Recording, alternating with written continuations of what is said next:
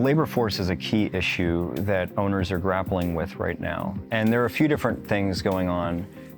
The first is, generally owners are really interested in looking at alternative delivery methods, whether it's P3 or some other type of alternative delivery for their mega projects, in part because it brings to bear private sector innovation in how they're actually managing their labor force.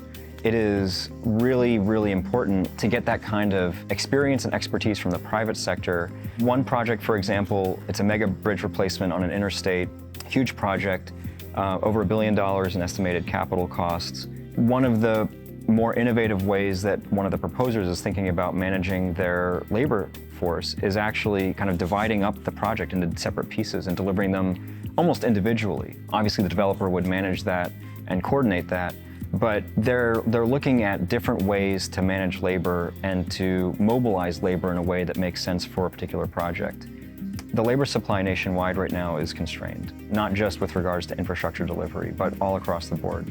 As a result, you see all sorts of different opportunities, raising rates, doing things that will attract the labor force to that industry. And as a result, it's becoming increasingly difficult for construction industry where you often have to travel long distances to get to a work site, especially in urban areas where it may be very difficult to find affordable housing near where you're actually doing your work. These are all factors that are impacting the availability of construction labor, skilled labor necessary to design and build these incredibly complex projects.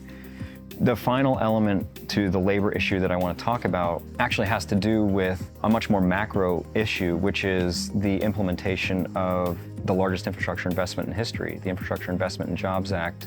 This is going to provide over $1 trillion in additional investment in public infrastructure across the country. One of the key challenges as the federal government is looking at available projects that are actually ready to be delivered is thinking about the labor impact of that. Rail is a great example. There's $24 billion in the IIJA, or the Bipartisan Infrastructure Law, that's being directed just to the Northeast Corridor. If you think about that type of work, it's a very specialized type of work. There's a limited number of individuals and companies that perform that type of work. And all of a sudden, you're now pouring $24 billion over a period of 5 years into an already constrained corridor.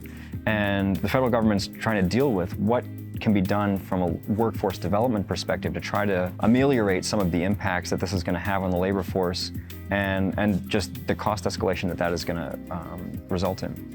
One of the things that the federal government has had a keen eye on, and owners across the country have had a keen eye on, is workforce development related issues. And the Infrastructure Investment and Jobs Act has an historic emphasis on workforce development precisely because of the shortages that we're seeing and that have been projected to occur well before the pandemic even started. The pandemic certainly exacerbated the problems that we are experiencing right now, but I think workforce development and skilled labor is going to be a key issue that needs to continue to receive attention, both at the federal level, at a much more macro level, but also on each individual project.